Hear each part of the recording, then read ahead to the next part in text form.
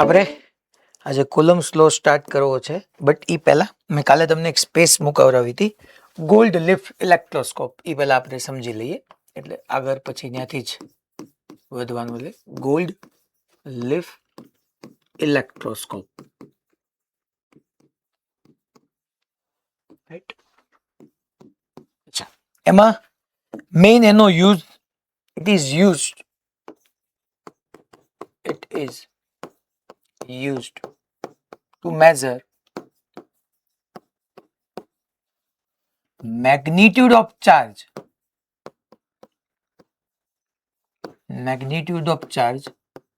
experimentally.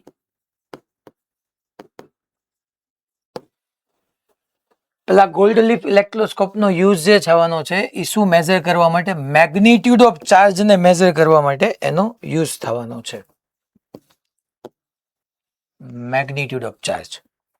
અને એ પાછો magnitude of charge કેવી રીતના મેઝર કરવો છે? તો કે ભાઈ એક્સપેરિમેન્ટલી, પ્રાયોગિક રીતે આપણે એને માપવો છે.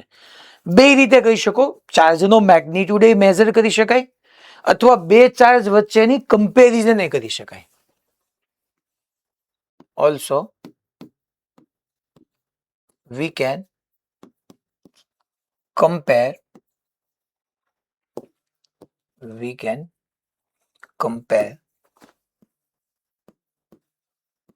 magnitude of two charges. બે ચાર્જના મેગ્નિટ્યુડની કમ્પેરિઝન એ કરી શકાય, કોણ વધારે છે ને કોણ ઓછું છે, એવી રીતના. હવે અચ્છા, એમાં છે શું? જો વસ્તુ સમજો તમે, કે પહેલા આવી રીતના હું એક કન્ટેનર ટાઈપ આવી રીતના ડ્રો કરું છું.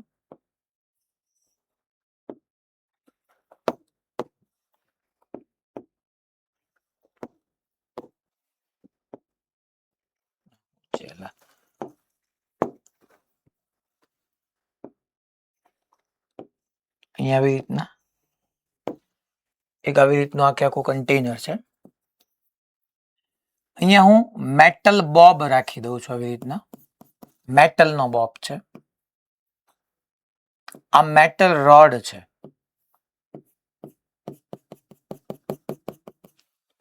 ટૂંકમાં આ મેટલ બોબ છે, ધાતુનો ગોળો, મેટલ સ્ફિયર બી કહી શકો. આ મેટલ રોડ છે.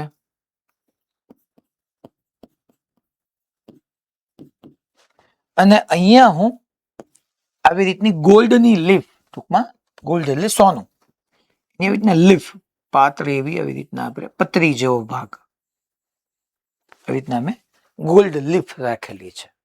લીફ એટલે એનું વેઇટ વેરી સ્મોલ હોય એમ ટૂંકમાં. અત્યારે એલ્યુમિનિયમ ફોઇલનો આ ગોલ્ડ ફોઇલ જ છે એક પ્રકારની. એલ્યુમિનિયમ ફોઇલ કેવી આવે એવી રીતના આ એક ગોલ્ડની લીફ, એટલે ટૂંકમાં લીફ તો બાયોલોજી વાળાને વધારે આનો વર્ડનો યુઝ આવતો હશે. આ જે છે ટૂંકમાં ગોલ્ડની લીફ છે. એકદમ વેઇટ એનો સાવ ઓછામાં ઓછો હોય એવું, પતરી જેવું. એટલે એલ્યુમિનિયમની પતરી કેવું આવેલું પ્લાસ્ટિકમાં, આપણે ઓલી ચોકલેટ ખાઈને કેવું આપણને એવું લાગે કે એલ્યુમિનિયમની ફોઇલ છે, એવું આ ગોલ્ડની ફોઇલ છે. અચ્છા, હવે આ પ્રોસેસ બે રીતે થાય છોકરાઓ, સમજજો તમે. અત્યારે આ થીટા એંગલે ક્યાંક આવી રીતના એરેન્જ થયેલી છે, બરાબર સમજજો. બે પ્રોસેસમાં એવી રીતના છે કે પહેલા હું અહીંયા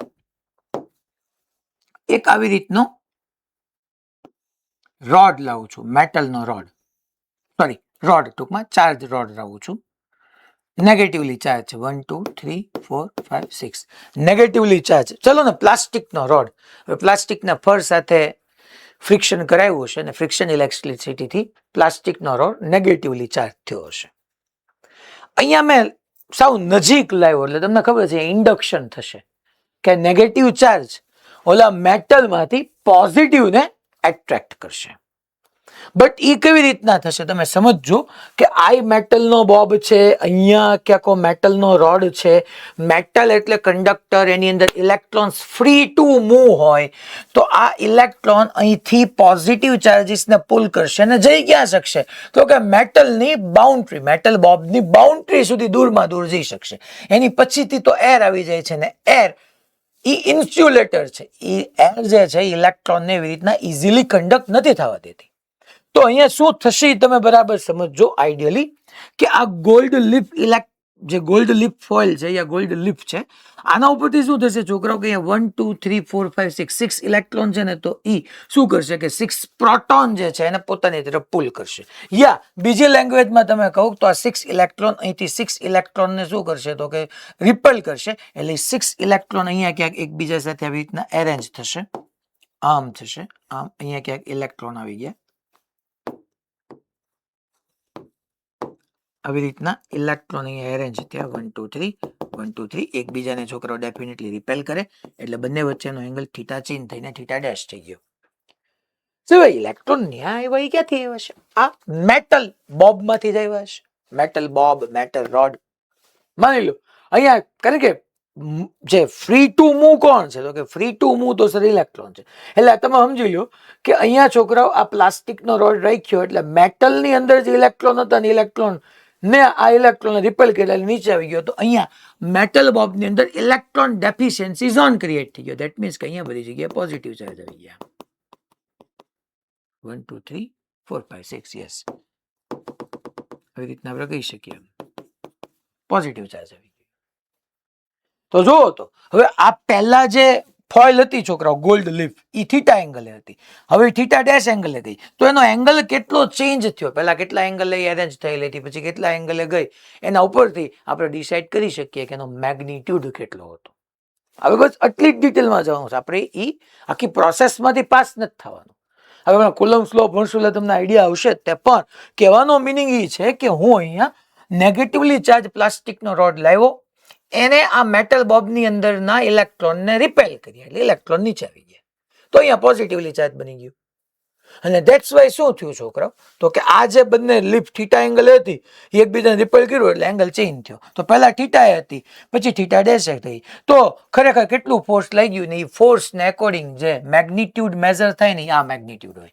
ટૂંકમાં અહીંયા જે મેઝર થયું એ કયો શું મેઝર થયું હતું કે ચાર્જનું મેગ્નિટ્યુડ કોના ઉપરના ચાર્જ તો કે પ્લાસ્ટિકના રોડ ઉપરનો જે ચાર્જ હતો ને એ મેઝર થઈ ગયો છોકરાઓ હવે બીજી લાઈન તમે લખી કમ્પેરિઝન કરવાની હવે એક વખત તમે એવો પ્લાસ્ટિકનો રોડ લાવ્યા કે જેની ઉપર 6 ચાર્જીસ હતા એટલે 6e કારણ કે ઓછામાં ઓછો ચાર્જ કોઈ પણ 1.6 ઇન્ટુ 10⁻⁹ કુલમ તો હોય જ 1e જેટલો ચાર્જ તો હોય જ અહીંયા 6e ચાર્જ હતો તો 6e મેઝર થયો હશે પછી તમે બીજો રોડ લઈ આવ્યો એની ઉપર તમે 10 ઇલેક્ટ્રોન હતા તો અહીંયા 10e મેઝર થયું હશે તો બંનેની કમ્પેરિઝન કરી શકો ને કે પહેલામાં 6e હતું બીજામાં 10e હતું તો પહેલા કરતા એટલો વધારે ચાર્જ હતો જો સેકન્ડ લાઈન આવી ગઈ also we can compare magnitude of two charges અચ્છા આ મેં એક ઇન્ડક્શન થી કર્યું ઇન્ડક્શનની જગ્યાએ સેમ વસ્તુ તમે આ લખી રાખી છે તમારે લખવાની કઈ જરૂર નથી ઇન્ડક્શનની જગ્યાએ તમે આ વસ્તુ સેમ છોકરો આવી રીતના લખી શકો વિચારી શકો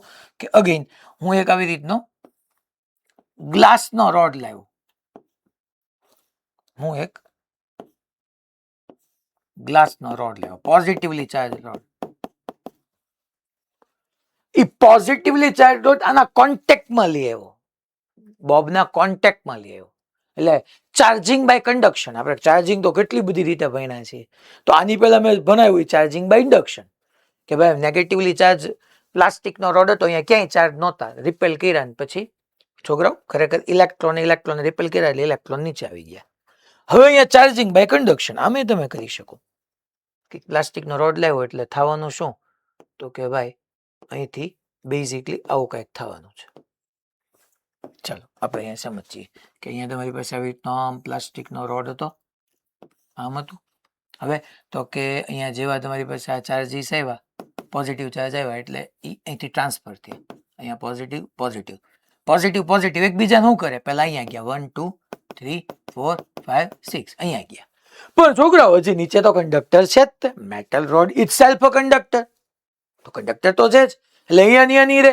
એ કંડક્ટ થઈને અહીંયા આવ્યા છોકરાઓ એટલે પહેલા મેટલ રોડ પર ગયા સોરી મેટલ બોબ પર પછી મેટલ બોબ પરથી ક્યાં આવ્યા તો કે અહીંયા આવ્યા સાહેબ આવી રીતના મેટલ રોડ પર પણ ન્યાય હજી કન્ડક્શન શરૂ જ છે સાહેબ પોઝિટિવ થોડા કન્ડક્ટ થઈ શકે ધેટ્સ રાઈટ યાર પણ ચાર્જીસ અહીંયા છે તમને પોઝિટિવ થી કઈ વાંધો હોય તમે સમજી લો ને નેગેટિવલી ચાર્જ લાવ્યો હાલો એટલે તમને શું છે ઘણાને પાછું એને ઇક્વેશન થતા હોય એટલે હું અહીંયા કીધું નેગેટિવલી ચાર્જ રોડ જ હતો હાલો પહેલાની જેમ કરી નાખો કઈ વાંધો ન 1 2 3 4 5 6 એટલે 6 અહીંયા ગયા ઇલેક્ટ્રોન ઓકે એ 6 ઇલેક્ટ્રોન ત્યાં ગયા પછી શું થયું તો કે રિપેલ કરીને ક્યાં સુધી જાય ગોનસ તો કે નીચે એટલે અહીંયા રોડમાં અહીંયા ટૂંકમાં ઇલેક્ટ્રોન અહીંયા ઇલેક્ટ્રોન અહીંયા ઇલેક્ટ્રોન ઇલેક્ટ્રોન ઇલેક્ટ્રોન ઇલેક્ટ્રોન પછી ફોઇલ પર આવ્યા પહેલા ફોઇલ થીટા એંગલે હતી જેવા બે ઉપર આવી રીતના ઇલેક્ટ્રોન ઇલેક્ટ્રોન આવ્યા એટલે બંને વચ્ચેનો એંગલ ચેન્જ થઈને થીટા ડેશ થઈ ગયો અહીંયા 3 ઇલેક્ટ્રોન અહીંયા 3 ઇલેક્ટ્રોન આવી ગયા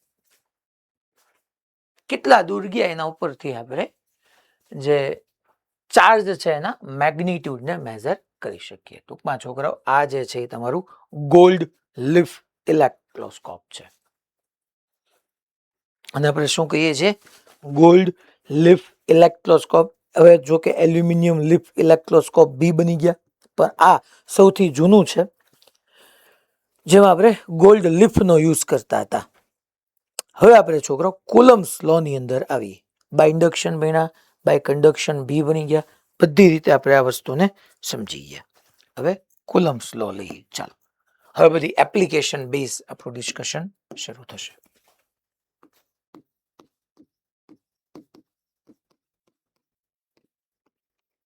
કુલમ્સ લો પહેલા કુલમ્સ લો માં પહેલા તો છોકરો એક્સપેરિમેન્ટલ લો છે ઇન્વર્સ સ્ક્વેર લો છે અને ઈ એપ્લિકેબલ છે ઓનલી ફોર સ્ટેશનરી યા સ્ટેટિક એન્ડ પોઈન્ટ ચાર્જીસ મેઇન 3 પોઈન્ટ છે કુલમ્સ લો ની અંદર પહેલા વાત it is experimental law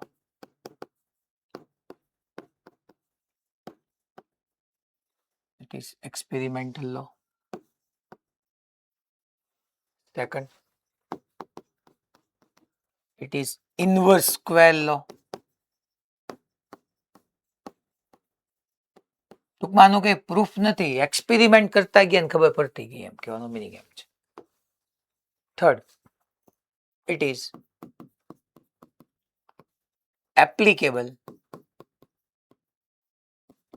it is applicable only for point and static charges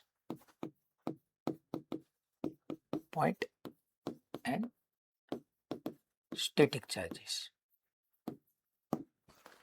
point એટલે બિંદુવત ને સ્ટેટિક એટલે સ્થિર ટૂંકમાં બિંદુવત અને સ્થિર વિદ્યુત ભારો વચ્ચેથી લાગુ પડશે લિમિટેશન્સ ઓફ કુલમ્સ લો આપણે સમજશું જેમ ઓલો ગ્રેવિટેશનલ લો કેમ છોકરો પોઈન્ટ માસ માટે જ એપ્લિકેબલ હતો એમ અહીંયા એક વાત તો રે પોઈન્ટ ચાર્જ માટે જ છે પણ સાથે સાથે પોઈન્ટની સાથે સાથે સ્ટેટિક કારણ કે જો ચાર્જ સ્ટેટિક સ્થિર ન હોય અને ચાર્જ મૂવ કરે તો મેં તમને લાસ્ટ ટુ લાસ્ટ લેક્ચરમાં ભણાવ્યું હતું કે જો મૂવિંગ ચાર્જ હોય તો એની સરાઉન્ડિંગમાં magnetic field as well as electric field બે આપી દે તો છોકરાઓ કુલમ્સ લો થી નેટ ફોર્સ ન મળે જો ચાર્જ મૂવ કરવા માંડશે તો એક કુલમ ફોર્સ તો ધેટ્સ ઓકે આપણે ત્યાં છોકરાઓ ઇલેક્ટ્રોમેગ્નેટિક ફોર્સ વિદ્યુત ચુંબકીય બળની અંદર જવું પડશે અથવા એને લોરેન્સ ફોર્સ ઇક્વેશન કહીશું આ બધું ચેપ્ટર 6 માં આવશે એટલે અત્યારે તમારે ખાલી એટલી જ ડિટેલની વાત સમજવાની છે કે પોઈન્ટ તો બધું અમને સમજાય જ છે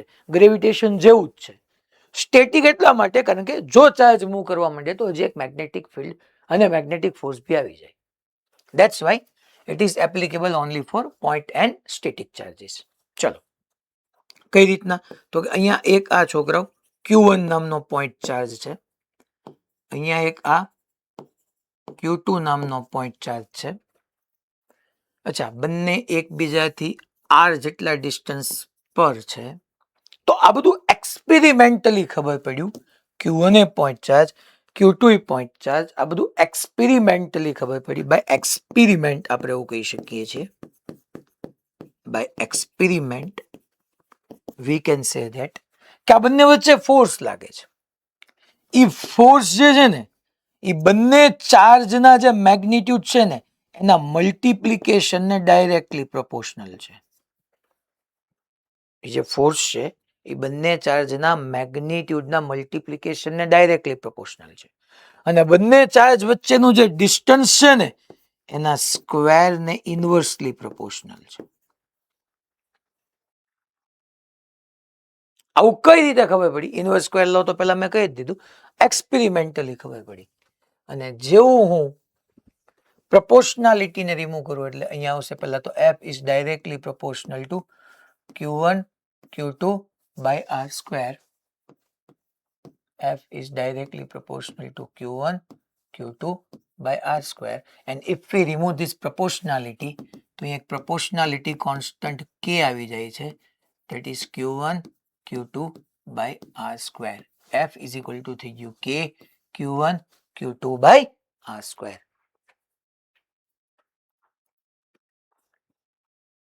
ન્યા કેપિટલ G હતો, કેપિટલ G ને આપણે ન્યા યુનિવર્સલ ગ્રેવિટેશનલ કોન્સ્ટન્ટ કહેતા હતા, અને તરત મેં લખ્યું હતું it is independent from the medium. જી મીડિયમ પર ડિપેન્ડ નહોતો કરતો. 2 પોઈન્ટ માસ લિક્વિડમાં વોટરમાં હોય, 2 પોઈન્ટ માસ કેરોસીનમાં હોય, 2 પોઈન્ટ માસ એરમાં હોય. F is equal to G m1 m2 by square જ હતું. જ્યારે અહીંયા કે એને આપણે છોકરાઓ કોલમ્બિયન કોન્સ્ટન્ટ યા ઇલેક્ટ્રોસ્ટેટિક કોન્સ્ટન્ટ કહેશું, but it depends upon medium, where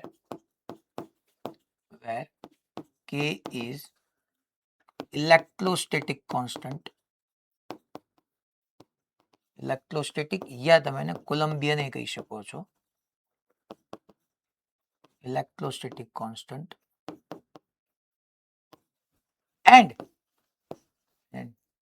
k is dependent on medium, depend on medium. હવે કેવી રીતના શું કામ મીડિયમ પર ડિપેન્ડ કરે છે એ બધું હમણાં હું તમને સમજાવું. અચ્છા, ફોર્સ લઈ ગયું ને છોકરાઓ, અહીંયા તો આપણે એમ કહીએ છીએ કોલમ્બિયન લો, કુલમ્સ લો, યા છોકરાઓ જો આ એફ છે ને એને કોલમ્બિયન ફોર્સ એ કહેવાય, ઇલેક્ટ્રિક ફોર્સ એ કહેવાય, ઇલેક્ટ્રોસ્ટેટિક ફોર્સ એ કહેવાય, બધા જ નામ વેલિડ છે. કુલમ લો એટલે કોલમ્બિયન ફોર્સ એ કહેવાય, ક્યારેક એને ઇલેક્ટ્રિક ફોર્સ કે વિદ્યુતીય બળ. હવે ખરેખર ચાર્જ સ્ટેશનરી છે એટલે લાગે, એટલે ક્યારે એને ઇલેક્ટ્રોસ્ટેટિક ફોર્સ બી કે સ્થિત વિદ્યુત બળ. તો ફોર્સ ઇટસેલ્ફ વેક્ટર ક્વોન્ટિટી. અચ્છા, એ વેક્ટર ક્વોન્ટિટી છે, કોના કોના પર ડિપેન્ડ કરે તો q1 q2 અને બીજો એના ડિસ્ટન્સ અને મીડિયમ, 4 બાબત પર. અચ્છા, આ બંને જે છે એ બી શું છે તો કે q1 q2 લાઇક ચાર્જીસ છે કે અનલાઇક ચાર્જીસ, તો કે લાઇક. અને like charges we know that like charges repel each other. માની લો આ બંને વચ્ચેનું ડિસ્ટન્સ જે છે એ તમારું r જેટલું છે, આ બંને વચ્ચેનું ડિસ્ટન્સ r છે, તો લાઇક ચાર્જીસ એકબીજાને શું કરશે? રિપેલ કરશે. q1 q2 ને આમ રિપેલ કરશે અને q2 q1 ને આમ રિપેલ કરશે. આ જે ફોર્સિસ છે ટૂંકમાં આને આપણે છોકરાઓ force on two due to 1 લખી શકીએ. બીજા પર પહેલાને લીધે ફોર્સ રિપેલ જ કરે છે એકબીજાને, that is force on 1 due to 2, એકબીજાને રિપેલ જ કરે છે છોકરાઓ. તો આ જે ફોર્સની ડાયરેક્શન છે, ડાયરેક્શન ઓફ ઇલેક્ટ્રોસ્ટેટિક ફોર્સ યા Coulombian force, direction of electrostatic force, electrostatic force યા તમે એને કોલમ્બિયન ફોર્સ બી કહી શકો છો, is along the line joining of two charges. આ કામની વાત છે. ન્યાય તો યાદ કરો, ગ્રેવિટેશનલ ફોર્સની ડાયરેક્શન નહીં તે બંને બંને જે પોઈન્ટ માસીસ હતી એને કનેક્ટ કરતી લાઈનને અલોંગ જ હતી. Direction of electric force is along the line joining of two charges. અચ્છા, q1 અને -q2 એ તો એટ્રેક્ટ કરે, તો બંનેને લાઈન, બંને ચાર્જને કનેક્ટ કરતી લાઈનને અલોંગ જ હોય. અચ્છા, આવા ફોર્સિસને સેન્ટ્રલ ફોર્સિસ કહેવાય. આવા ફોર્સિસને આપણે કયા ફોર્સિસ કહીએ છીએ? સેન્ટ્રલ. કયા ફોર્સિસને સાહેબ સેન્ટ્રલ ફોર્સિસ કહેશું? તો કે એક જો તમે એની ડાયરેક્શન જે છે, ડાયરેક્શન એ ક્યાં છે તો કે ડાયરેક્શન બંને ચાર્જ પાર્ટિકલ છે એને કનેક્ટ કરતી લાઈન પર છે. તો કનેક્ટ કરતી લાઈન પર હોય ને તો આપણે આવા ફોર્સિસને કેવા ફોર્સિસ કહીએ છીએ? તો કે સાહેબ સેન્ટ્રલ ફોર્સિસ. કયા forces? Central. Gravitational force central force છે, ઇલેક્ટ્રોસ્ટેટિક યા કોલમ્બિયન ફોર્સ સેન્ટ્રલ ફોર્સ છે. અચ્છા, ઓકે, કાંઈ વાંધો નહીં. છેલ્લે હું તમને લખાવી દઉં છું એ લાઈન એ તે છોકરાઓ. બટ અહીંયા કે ઇઝ ડિપેન્ડ ઓન મીડિયમ, તમને આ ખબર પડી ગઈ. માની લો Q1 ના -Q2 હોય તો એટ્રેક્ટ કરે તો ડાયરેક્શન કેમ આવે એ તમને ખબર છે. મીડિયમ પર કેમ ડિપેન્ડ કરે એ આપણે સમજી લઈએ. Way K is equal to electrostatic constant. K is depend upon medium. Now K is equal to તમે એક વસ્તુ લખી શકો છો. Now K is equal to we can write 1/4 pi epsilon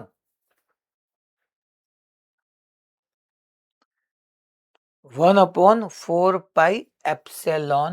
અહીંયા હું એપ્સિલોન 0 એવું લખું છું. K બી ચાલશે અને 1/4 pi epsilon 0 બી ચાલશે.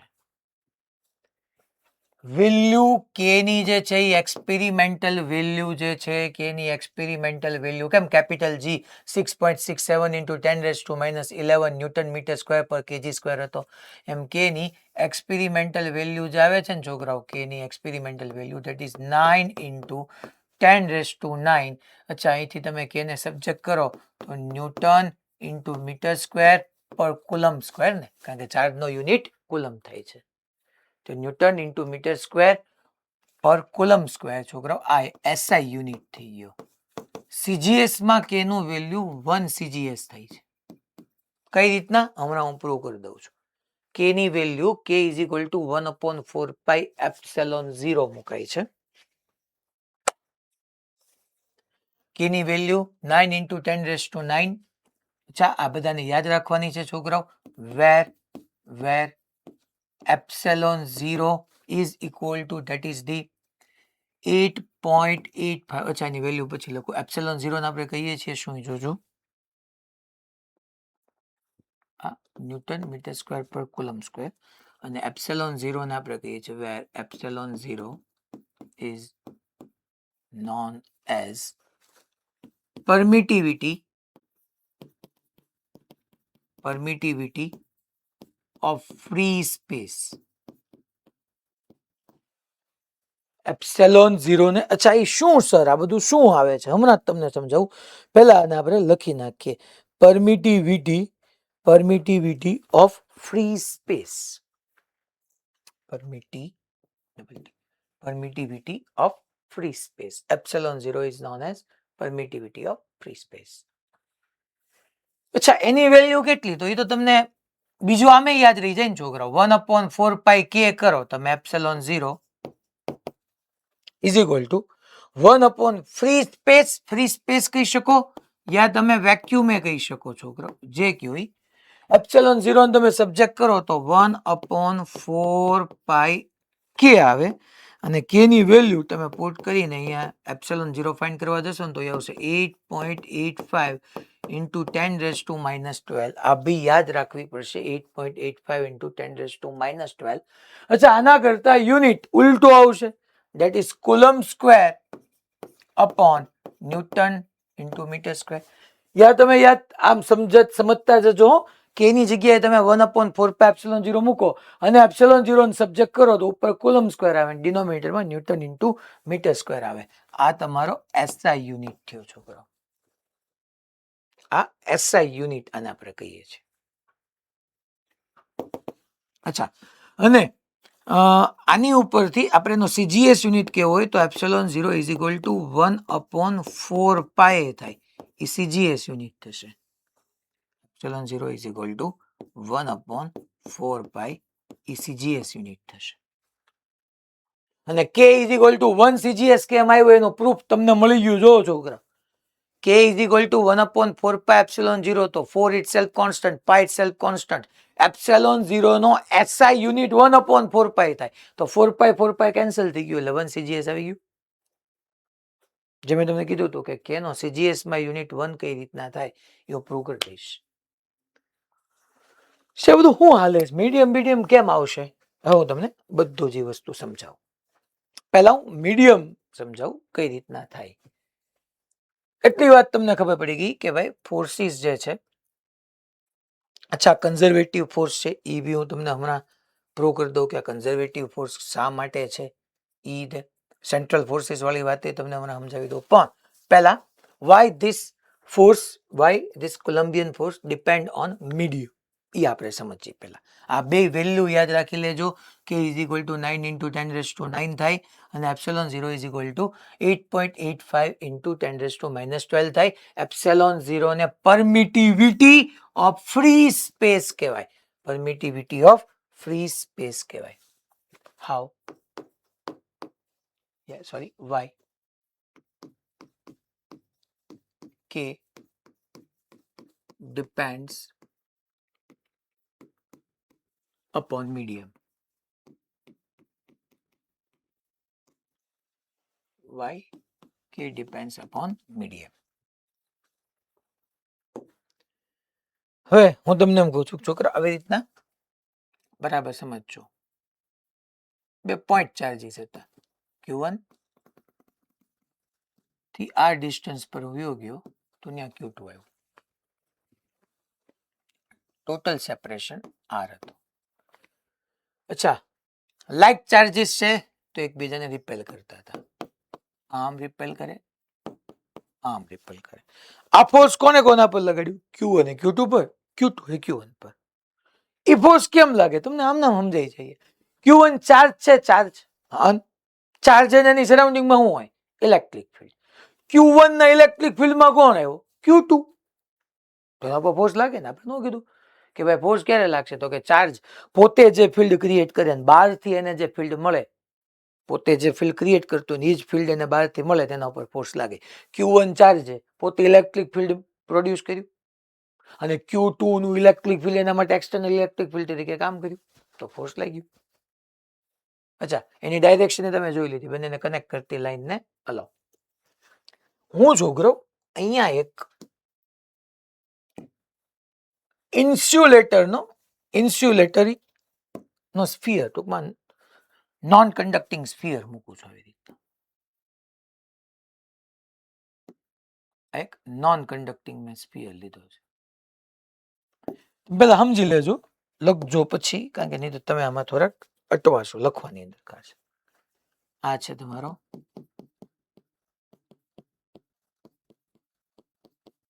Non conducting sphere. અચ્છા, અત્યારે આ બંને ચાર્જ ક્યાં પડ્યા છે? સ્પેસ ની અંદર. હું સ્પેસ કહું એટલે વેક્યુમ, ટૂંકમાં એર ની અંદર બધું હરખું જ છે.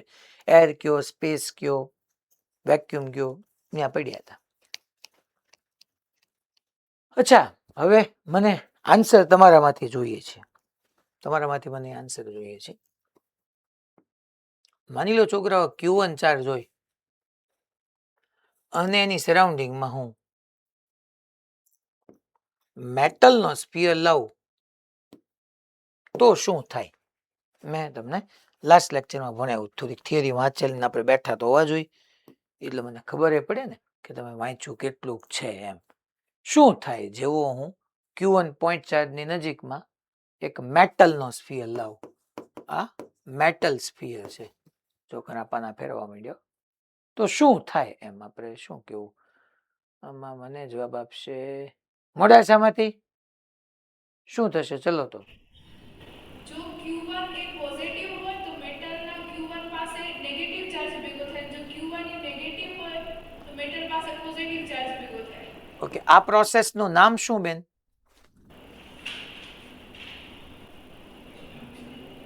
ચાર્જિંગ થયું કેવાય કે નહીં આ સ્ફિયર નું?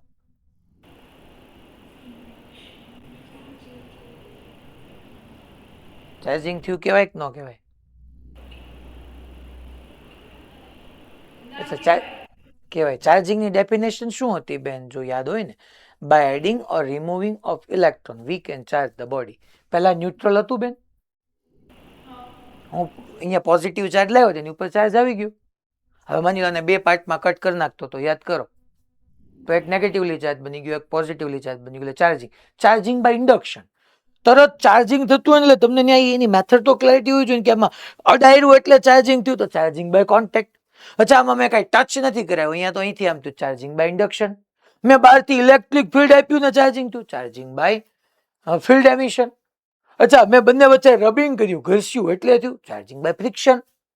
તરત ક્લેરિટી આવી જોઈએ. અચ્છા, તો હવે અહીંયા એ જ કેસ થયો. હવે તમે મને આંગળી ઊંચી કરીને ગયો તો કે આ તો નોન કન્ડક્ટિંગ સ્ફિયર છે, આ તો તમારો મેટલ હતો કે કન્ડક્ટિંગ સ્ફિયર હતો. કન્ડક્ટિંગ સ્ફિયરમાં તમને સમજાઈ ગયું કે હું કન્ડક્ટિંગ સ્ફિયરની નજીક ચાર્જને લાવું તો ઇન્ડક્શનથી એની ઉપર એનું ચાર્જિંગ થાય. અહીંયા નોન કન્ડક્ટિંગ સ્ફિયર છે ને હવે હું નજીકમાં ચાર્જ લાવ્યો તો હવે મેં કંઈ ભણાવ્યું હતું કે નોન કન્ડક્ટિંગ હોય અને હું નજીકમાં પોઈન્ટ ચાર્જ લાવું તો શું થાય, આવું આપણે કંઈ ભણાવ્યું હતું ખરી? જરાક તમે વાંચ્યું હોય તો જ યાદ આવે, બાકી સીધા શનિવાર પછી અહીંયા બેઠા હોય આગળનું કાંઈ જોયું જ ન હોય તો શક્યતા જ નથી કે આપણને કાંઈ યાદ આવે.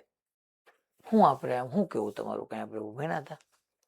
જો ઓલા પાના ફેરવા માંડ્યો ભુજમાં, જો છેલ્લી બેચ પાછળ પાના ફેરવે. હા ભીમાની રાધે કહેતો ભાઈ મોરબીમાંથી. હેલો સર, હા બોલ બેટા. ઈ ચાર્જ ને જ્યાં રાખ્યા હોય ને ત્યાં જ પડ્યા રહે. એટલે એ તો આને આપું, આને હું Q1 ચાર્જ આપું તો ત્યાં આપ્યો ત્યાં પડ્યો રહે. મેટલ હોય તો એ ક્યાં આવ્યો જાય, સરફેસ પર આવ્યો જાય.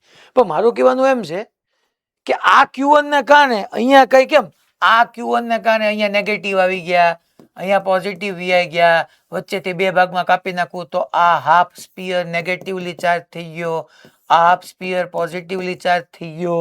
એવું અહીંયા શું થાય આ નોન કન્ડક્ટિંગ સ્પીયર હોય તો? અહીંયા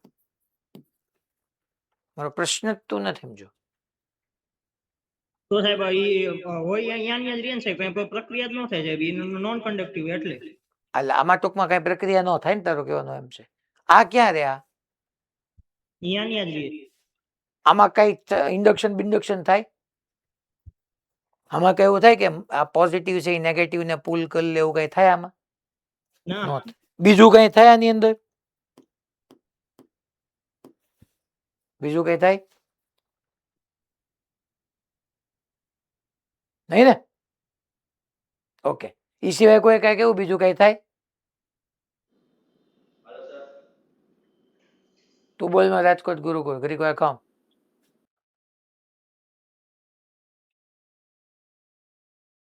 હવે તો ઘણા ને તો શું છે, હવે તો હેલ્પ મળી ગઈ હોય ઓલાની. હા સિદ્ધિબેન.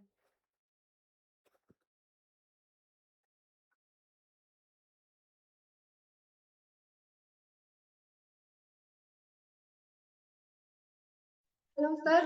હા બેન. સર એને દૂર લઈ જાય ને તો ચાર્જ વહી જાય એમાં. એટલે Q1 ને દૂર લઈ જાવ તો હા તો ક્યાંથી હાલો ચાર્જ સર. વ્યો જાય?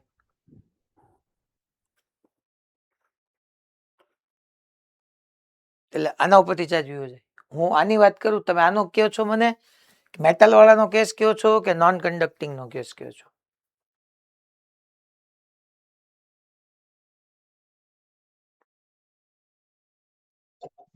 સર આ વાર નોન કન્ડક્ટિંગ વાળો. અચ્છા ઓકે. ધનજી તારું શું કેવું?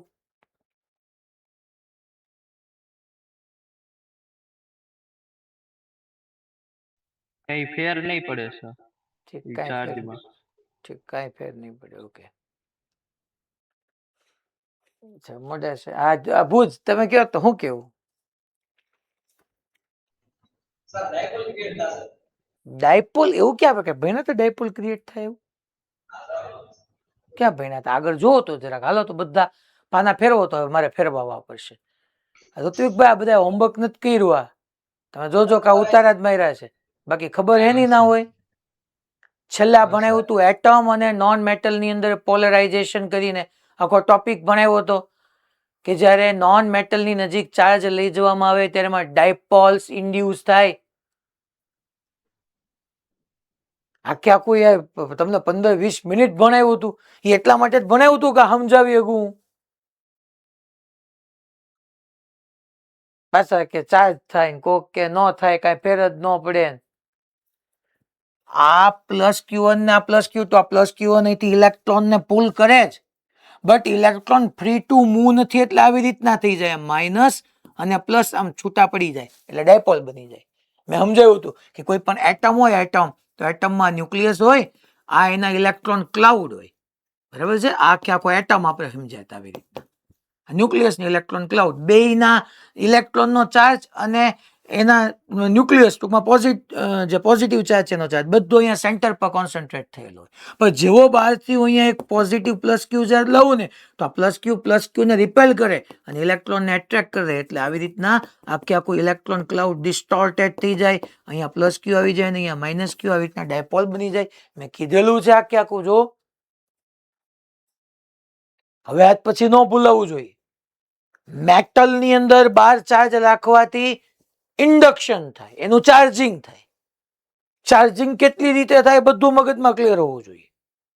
પણ નોન મેટલ કે ઇન્સ્યુલેટર હોય ને બહાર હું ચાર્જ લઈ જાઉં તો ત્યાં એનું ચાર્જિંગ ન થાય ને ડાયપોલ ક્રિએટ થાય. એ પ્રોસેસને પોલરાઇઝેશન કહેવાય. તો અહીંયા આપણને એટલું સમજાવવું જોઈએ કે અહીંયા જે થવાનું છે ખરેખર ઈ ડાયપોલ ક્રિએટ થવાની છે. તો આવી રીતના ડાયપોલ અહીંયા આમ ડાયપોલ ક્રિએટ થઈ જાય, આમ માઇનસ પ્લસ. તો હવે તમે વિચાર કરો, આ નોન કન્ડક્ટિંગ સ્ફિયર છે. Q1 ને Q2 બે એકબીજાને F થી રિપેલ જ કરે છે. પણ આ Q1 ને આ નેગેટિવ આમ એટ્રેક્ટ નહીં કરે. That is F1.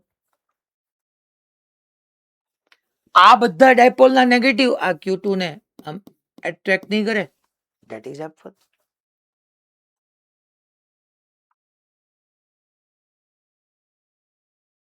આ F કયા ફોર્સિસ છે જોજો હો. હજી કહું છું, સમજો શાંતિથી વાત. બાકી તો K Q1 Q2 by square આવી જ ગયું છે. 1/4 એપ્સિલોન જગ્યાએ એપ્સિલોન કરી દેવાનું, એપ્સિલોન 0 ની જગ્યાએ. એટલે મીડિયમ ની વાતે આવી જશે. હું પ્રૂવ કરાવું છું કે ચાર્જીસ એ મીડિયમ પર કેમ ડિપેન્ડ કરે છે. જો બાર એક મીડિયમ બદલાણો, આ નોન કન્ડક્ટિંગ મીડિયમ આવ્યું તો F સિવાયના બે ફોર્સિસ F1 આવ્યા. માની લો હું તમને એમ કહી રહ્યો છું કે આ જે તમારું નોન કન્ડક્ટિંગ સ્ફિયર છે ને એને થોડોક ઓર લાર્જ કરો.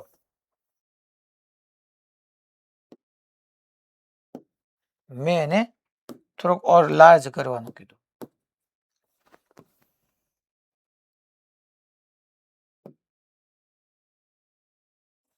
નોન કન્ડક્ટિંગ સ્ફિયર જ છે તમારો, એને તમે લાર્જ કરો તો શું થાય?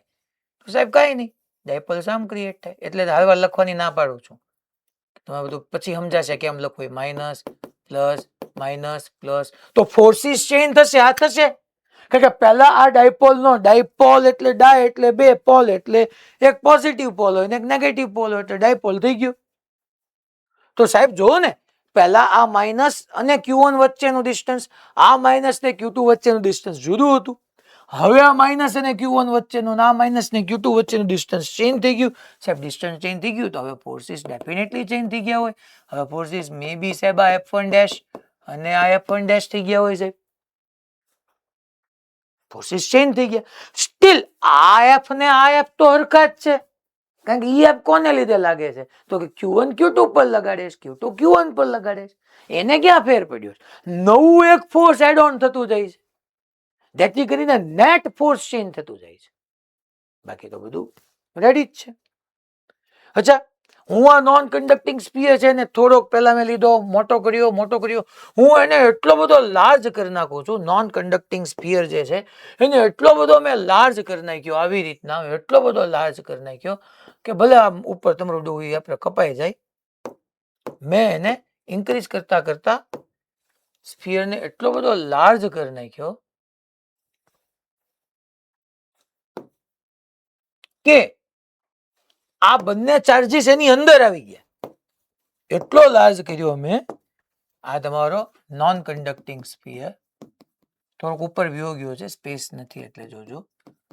નોન કન્ડક્ટિંગ સ્ફિયર મેં પહેલા શું કર્યું હતું છોકરાઓ, એની નજીક રાખ્યો એટલે F1 ડેશ ચેન્જ થયા. પછી એની સાઇઝ ઇન્ક્રીઝ કરતો ગયો અને એટલો લાર્જ કરી દીધો કે પહેલા તમારા Q1 Q2 વેક્યુમમાં કે ફ્રી સ્પેસમાં હતા. હવે એની વચ્ચેનું મીડિયમ નોન કન્ડક્ટિંગ મીડિયમમાં આવી ગયું. પહેલા જે સ્પેસમાં હતા તો હવે નોન કન્ડક્ટિંગ મીડિયમમાં આવી ગયું. અને નોન કન્ડક્ટિંગ મીડિયમ છે એટલે ડાયપોલ્સ ક્રિએટ થશે. અને ડાયપોલ ક્રિએટ થઈ એને કારણે છોકરાઓ એની ઉપર આ ડાયરેક્શનમાં ફોર્સિસ હવે તમારી સામે આવી ગયા. That is F1 double dash and that is F2 double dash. જે ઓલા F ની opposite direction માં હતા. સેબી એક્ઝેક્ટલી ઓપોઝિટ ડાયરેક્શન માં જ કેમ ગયા? સિમેટ્રી પરથી. બાય સિમેટ્રી, સિમેટ્રી એટલે સમમિતિ. By symmetry we can say that F double dash will lie exactly opposite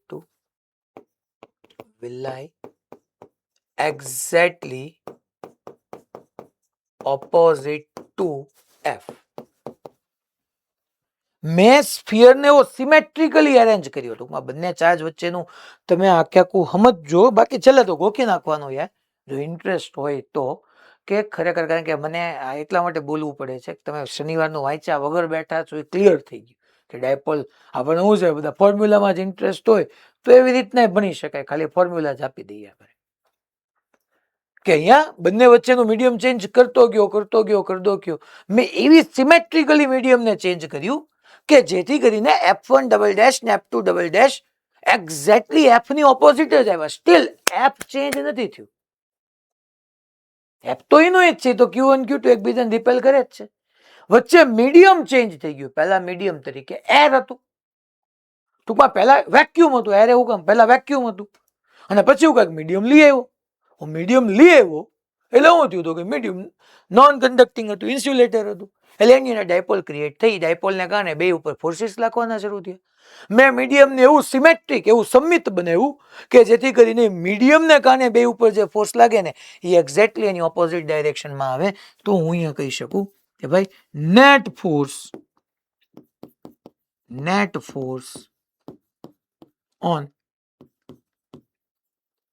charge particle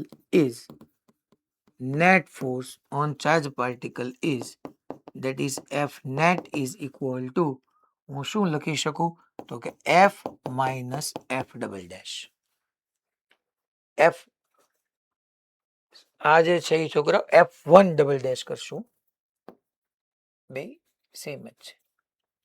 F1 કીધા, F1 ડેશ કીધા, F1 double dash. Net force એટલું લઈ ગયું. Here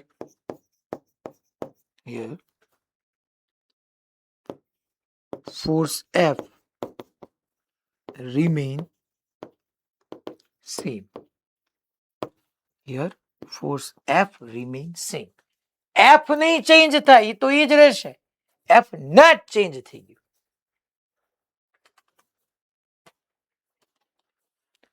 એવું ન થવું જોઈએ કે આપણે સારું આવું સેટિંગ કેમ થયું કે F1 ડેશ એક્ઝેક્ટલી F ની સિમેટ્રી. એની માટે તો આ લાઈન બકા આખી લખી છે.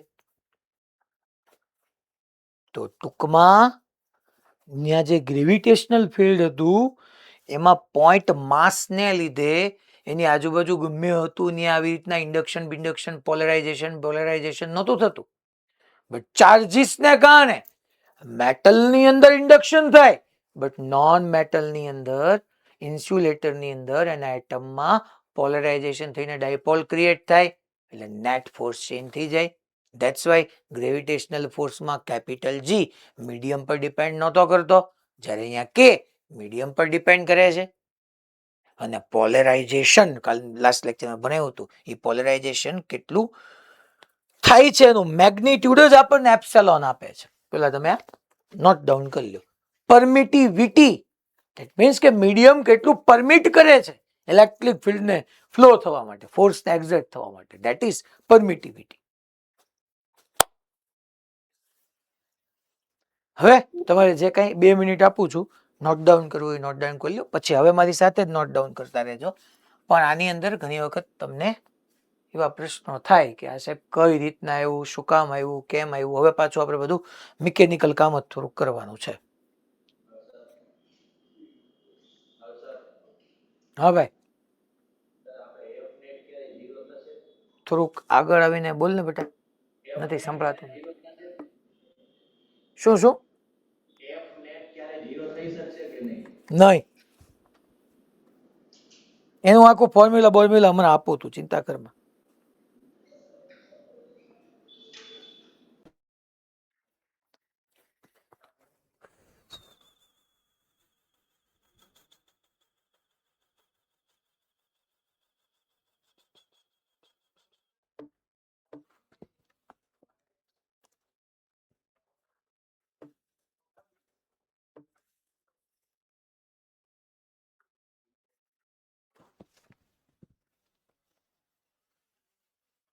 હવે ઉપર લખી શકીએ તમે કે due to presence of non conducting medium force F will not change.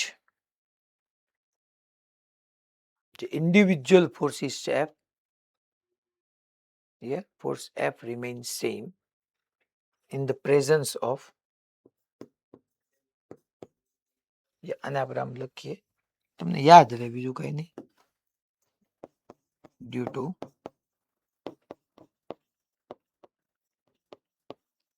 presence of non-conducting medium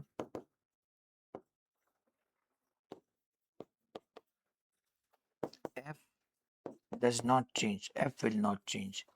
Individual force due to presence of non-conducting medium. Individual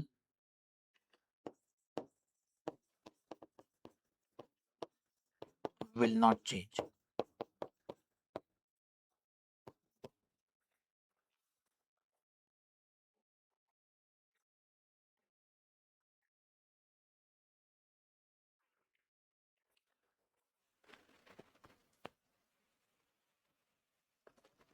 હવે આ બધી જ વસ્તુ છોકરાઓ કામની છે. આમાં કામની લાઈન ઉપર તમારે હાઇલાઇટરથી પછી હાઇલાઇટ કરી દેવાનું. હું છોકરાઓ રિલેટિવ પરમિટિવિટી તમને સાથે સાથે એક ફ્રી સ્પેસની પરમિટિવિટી ઓફ ફ્રી સ્પેસ આવ્યું, એક પરમિટિવિટી ઓફ મીડિયમ આવ્યું, એમાં એક રિલેટિવ પરમિટિવિટી યા ડાયલેક્ટ્રિક કોન્સ્ટન્ટ આપણે ડિફાઇન કરી. અત્યારે તમારે આટલું સમજી લેવાનું છે અને પાછું આપણે હમણાં આગળ યાદ કરીએ. ઓકે ને, આગળ વધુ ને હું? Okay fine. તો અહીંયા આપણે રિલેટિવ પરમિટિવિટી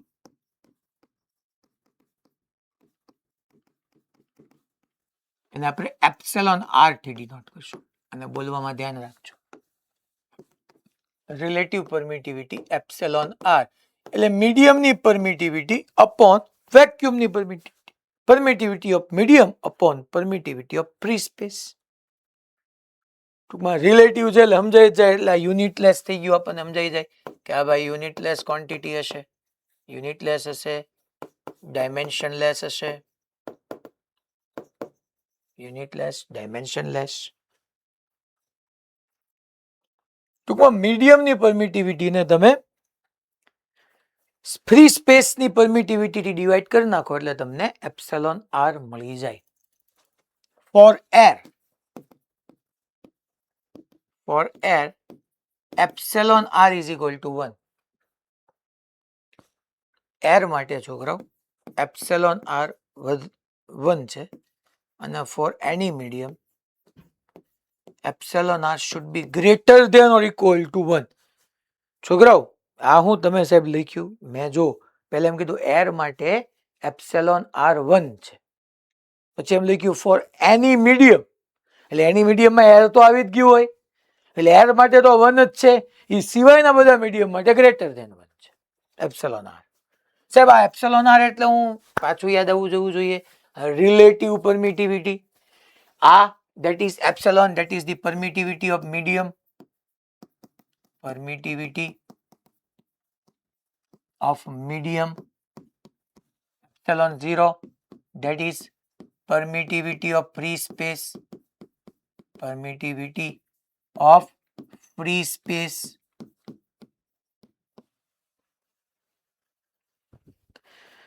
ઓકે સાહેબ, તો હવે અચ્છા આની ઉપરાંત છોકરો માની લો ગ્લાસ છે ને, ગ્લાસ કાચ, એની માટે એપ્સિલોન આર 81 છે. સાહેબ યુનિટ, એ તો કીધું ને યુનિટલેસ છે.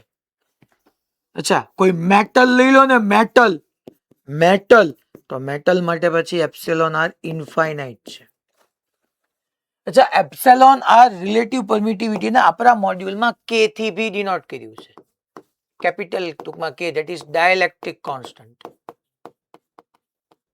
Dielectric constant. તો તમને જરૂર નથી કે બધી જગ્યાએ એપ્સિલોન આર જ દેખાય, ક્યાંક કે બી દેખાય, બંને એક જ છે. એપ્સિલોન આર કયો કે કયો, ધેટ ઇઝ રિલેટિવ પરમિટિવિટી या डाइलेक्ट्रिक कांस्टेंट।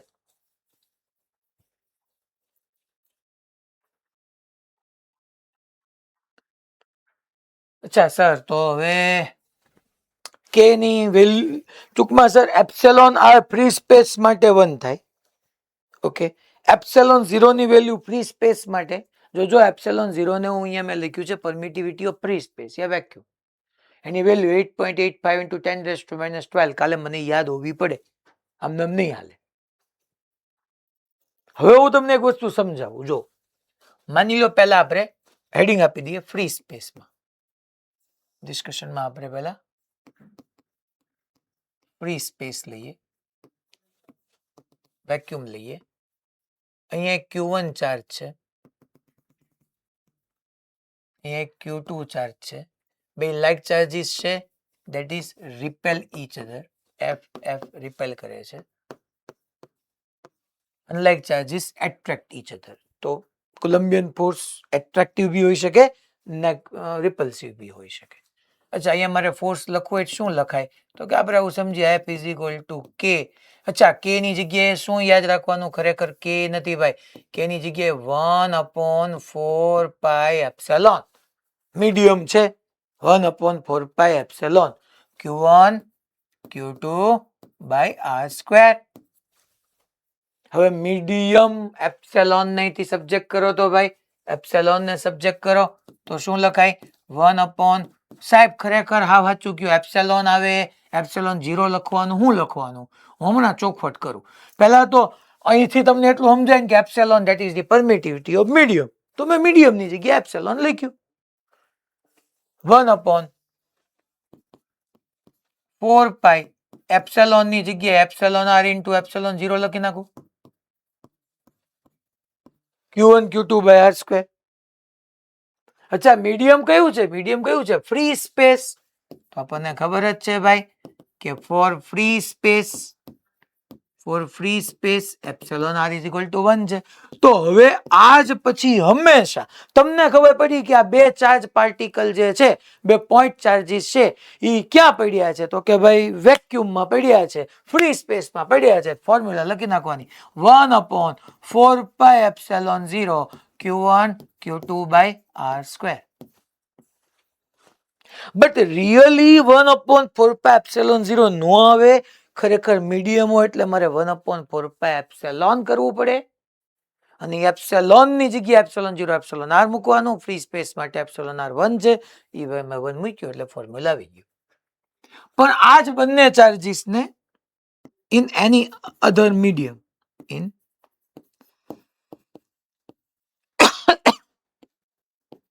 એની અધર મીડિયમ હું મૂકું, ચલો તો ભાઈ, તો હું એમ કહી દઉં છું કે આ એક Q1 ચાર્જ છે, આ બી બીજો એક Q2 ચાર્જ છે, Q1 ચાર્જ Q2 ચાર્જ। અચ્છા, એને મેં આવી રીતના મીડિયમમાં મૂકવાનું, તો આ કોઈ એક મીડિયમ છે, Q1 ચાર્જ Q2 ચાર્જ, આવી રીતનું કોઈ એક મીડિયમ છે છોકરો। અચ્છા, કરવાના તો એકબીજાને રિપેલ જ તે, અહીંયા આપણને એટલી તો ખબર જ છે કે કરવાના શું એકબીજાને રિપેલ, તો અહીંથી એને આને આમ રિપેલ કર્યું, આને આમ રિપેલ કર્યું, EF। પણ તમને અહીંયા ખબર જ છે છોકરાઓ કે F નેટ જે છે તમારું એ ચેન્જ થઈ જવાનું, અહીંયા ફોર્સ ઇન મીડિયમ, તો અહીંયા હું શું લખી શકું સર, અહીંયા હું શું લખી શકું, ચાલો તો ભાઈ અહીંયા ધ્યાન આપીએ આપણે, તો અહીંયા આને આપણે એમ ન લખી શકીએ કે that is F is equal two કે ની જગ્યાએ 1/4π, હવે એપ્સિલોન કારણ કે મીડિયમ છે એટલે મારે પહેલા એપ્સિલોન જ લખવાનું છે, into Q1 Q2 by R²। તો સાહેબ શું લખવાનું, F is equal to 1/4π epsilon ની જગ્યાએ શું આવે, એપ્સિલોન 0 ઇન્ટુ એપ્સિલોન r, એવું લખી શકીએ, હા સાહેબ એવું લખી શકીએ, into Q1 Q2 by r square. Epsilon r શું છે? તો કે સાહેબ આ જે તમારું મીડિયમ છે ને, મીડિયમ હે, એની માટે એપ્સિલોન આર મેં કંઈક આપ્યું છે 81 કે સમથિંગ સમથિંગ સમથિંગ. આ જે મીડિયમ છે, મીડિયમની રિલેટિવ પરમિટિવિટી એપ્સિલોન આર છે કે કે છે. તો જો તો આ ફોર્સ તમારું મીડિયમમાં ફોર્સ થયું, આ ફોર્સ એ મીડિયમમાં થયું. હવે અહીંયા તમે જુઓ ને છોકરાઓ, શાંતિથી તમે જો, એપ્સિલોનની જગ્યાએ એપ્સિલોન આર ઇન્ટુ એપ્સિલોન 0 મૂક્યું જ તું, બટ ફ્રી સ્પેસ માટે એપ્સિલોન આર 1 થઈ જતું હતું. That is good. અહીંયા નથી થતું, કારણ કે આ તો મીડિયમ છે, એ તો ત્યાં એર હતું. તો અહીંયા શું લખાય મારે? તો અહીંયા મારે લખાય મીડિયમમાં ફોર્સ ઇઝ ઇક્વલ ટુ આ આખાની જગ્યાએ 1 અપોન, જો તો તમે 1 upon 4 pi epsilon 0 Q1 Q2 by r square ની જગ્યાએ હું એફ નો લખી શકું, તો એફ બાય એપ્સિલોન આર યા એફ બાય કે. તો તમને સમજાઈ ગયું ને કે મીડિયમમાં ફોર્સ જે સ્પેસમાં ફોર્સ છે, વેક્યુમમાં ફોર્સ છે, એને ડિવાઈડ બાય કે છે, એને ડિવાઈડ બાય એપ્સિલોન આર છે. અને એર સિવાયનું કોઈ પણ મીડિયમ હશે એની માટે એપ્સિલોન આર ગ્રેટર ધેન 1 છે. અને એપ્સિલોન આર ગ્રેટર ધેન 1 હશે એટલે નેટ ફોર્સ તમારું જે આવશે એ એફ કરતા નાનું જ આવશે. અલા ખબર પડી મેં હું કીધું? હલો સાહેબ, આ નેટ છે નહીં, આ મીડિયમ નું ફોર્સ છે, મીડિયમે લગાવ્યું એ ફોર્સ છે.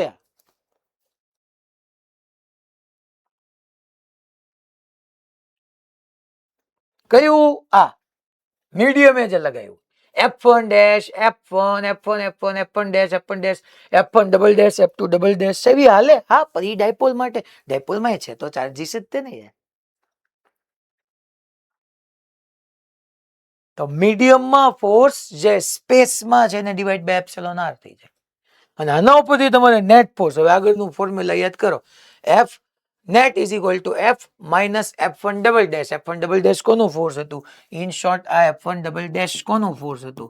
F1 double dash that is force due to medium જ હતું ને, ફોર્સ ડ્યુ ટુ મીડિયમ જ હતું ને.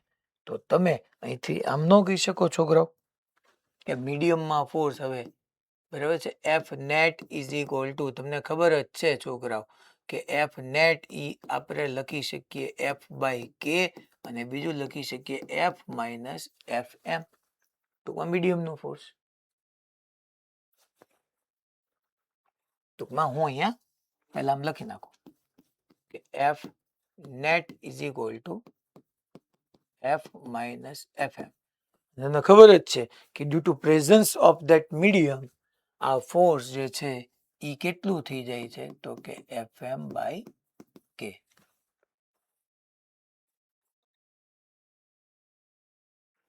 F M net force F by k, F by કે.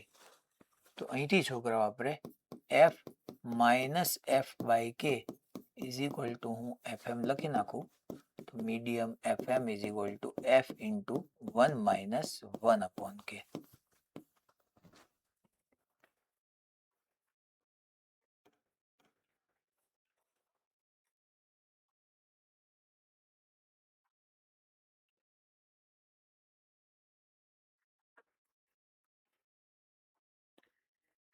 ટૂંકમાં તમને અહીંયા આવી રીતનું છોકરાઓ ફોર્સ મળી જશે.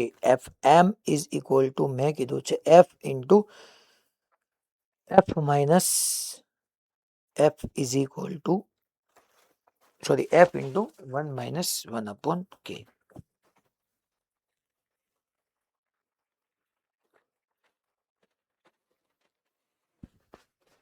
ખબર પડ્યું ભાઈ હું થયું ઈ ખરેખર? ભાઈ હમણાં ઓલા કોકે ક્વેશ્ચન કર્યો, રાજકોટ ગુરુકુળ ઓકે સર. રેડી? ઓકે. તો ટૂંકમાં અહીંયા મીડિયમ ને લીધે તમારું ફોર્સ જે છે એ ખરેખર એફ એમ બી જે એકચ્યુઅલ ફોર્સ છે એને ડિવાઈડ બાય કે આવી ગયું. આ એફ એમ. Hello sir. હા બેટા. સર વેલ્યુ કેવી રીતના પુટ કરી નો સમજાણું, એકવાર સમજાવો ને ફરીથી. જો બેટા, F net is equal to F minus F by F minus F એમ થાય. હવે તું જોતો અહીંયા જ્યારે મેં મીડિયમ લીધું મીડિયમ ત્યારે મીડિયમમાં ફોર્સ કેટલું આવ્યું મારી પાસે તો કે મીડિયમે જે ફોર્સ એક્ઝર્ટ કર્યું એફ બાય કે આવ્યું મીડિયમે જે Yes. ફોર્સ એક્ઝર્ટ કર્યું એફ બાય કે આવ્યું તો મેં શું કર્યું કે E net is equal to F minus F એમ થાય અને ખરેખર મીડિયમ હોય ત્યારે ફોર્સ જે છે એ એફ બાય કે આવી ગયું તો ઈ જ મારું નેટ ફોર્સ થઈ ગયું ને કે એફ લાગતું હતું ને એફ બાય કે કરી નાખો એટલે તમને ત્યાં મીડિયમનો ફોર્સ આવી ગયો તો is equal to F by k તો અહીંથી મારે મીડિયમનું ફોર્સ એક્ઝેક્ટલી જોતું હોય તો એફ માઇનસ એફ બાય કે માંથી મેં એફ અહીંથી કોમન લીધું તો 1 માઇનસ 1 અપોન કે ધેટ્સ ઇટ ઓકે સર. બે ફોર્સ આવ્યું ટૂંકમાં આ પ્રોપરલી એફ એફ જ હતું આમાં તમારે એમ જોવાનું કે મીડિયમ આવી ગયું તો ખરેખર ફોર્સ જે એફ હતું એ તો રહ્યું જ પણ અહીંયા ફોર્સ તમને એફ ન મળ્યું ખરેખર મીડિયમને કારણે ફોર્સ મળ્યું એફ બાય કે એફ તો રહ્યું જ તે જો ને એફ બાય કે આવ્યું અને કે ની વેલ્યુ વધારે હશે epsilon r is greater than 1 હોય તો અહીંયા ફોર્સ ચેન્જ થઈ જાય ગ્રેટર ધેન 1 હોય એટલે મીડિયમ નું ફોર્સ એને આવી ગયું તો હવે મેં એફ નેટ માં ગયો અહીંયા એફ માઇનસ એફ એમ અને નેટ ફોર્સ કેટલું થઈ ગયું આપણને અમે ખબર પડી ગયું એફ બાય કે થઈ ગયું તો પછી એફ એમ નું મળી ગયું અચ્છા હવે આગળ વધીએ આપણે ટૂંકમાં તમને એટલું સમજાઈ જવું જોઈએ આજ પછી હવે છે ને તમે બોલતા નહીં બાકી હું ચાલુ છે ને ઓલા પહેલા કરતો હતો ને એમ અહીંથી સીધું લાઈવ લેક્ચર માંથી રિમૂવ કરાવી દઈશ મને આ નેક્સ્ટ લેક્ચરમાં બધું ક્લેરિટી હોવી જોઈએ કે સીધું હું ફ્રી સ્પેસ છે આમ એમ કહી દઉં ને બે ચાર્જ Q1 Q2 બે વચ્ચેની ફોર્મ્યુલા બોલો એટલે આપણે બોલ્યું 1/4πε0 Q1 Q2 બાય સ્ક્વેર કાંઈ વાંધો નહીં back of the mind clear હોવું જોઈએ ખરેખર એપ્સિલોન 0 નો આવે એપ્સિલોન આવે અને એપ્સિલોન 0 ની જગ્યાએ લખવાનું આવે એપ્સિલોન 0 એપ્સિલોન આર પણ ફ્રી સ્પેસ હોય એટલે એપ્સિલોન આર 1 હોય બસ એટલું તમારા બેક ઓફ ધ માઇન્ડ હોવું પડે બોલો ભલે તમે સીધું એપ્સિલોન 0 એમાં મને કઈ વાંધો નથી તો હજી તો આપણે કોલમ્સ લો જ સમજીએ છીએ કે ની વેલ્યુ 9 × 10⁹ અચ્છા હવે પછી આપણે નેક્સ્ટ માની લો અહીંયા આ એક છોકરાઓ Q1 ફોર્સ Q1 ચાર્જ એનાથી r જેટલા ડિસ્ટન્સ છે આ માઇનસ Q2 ચાર્જ તમને ખબર જ છે કે આ ચાર્જીસ એકબીજાને શું કરવાના છે તો કે ભાઈ unlike charges attract each other તો આ બંને ચાર્જીસ એકબીજાને એટ્રેક્ટ કરવાના છે આ આમ એટ્રેક્ટ કરશે આ આમ એટ્રેક્ટ કરશે અને આપણે કહી દઈએ છીએ that is force on 1 due to second charge and that is force on 2 due to first charge. હવે here force exert on the line joining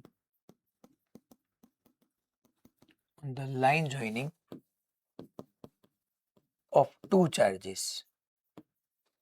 That's why it is central force. Okay question આવે તો ધ્યાન રાખજો central force ની direction ક્યાં હોય તો કે બંને ચાર્જ ને તમે કનેક્ટ કરતા હોય લાઇન જોઈનિંગ પર here force exert on the line joining of two charges તો ધેટ્સ વાય ને સેન્ટ્રલ ફોર્સ કહીશું પછી ઇમ્પોર્ટન્ટ એક હું વાત લખું છું इलेक्ट्रिक फोर्स या electrostatic force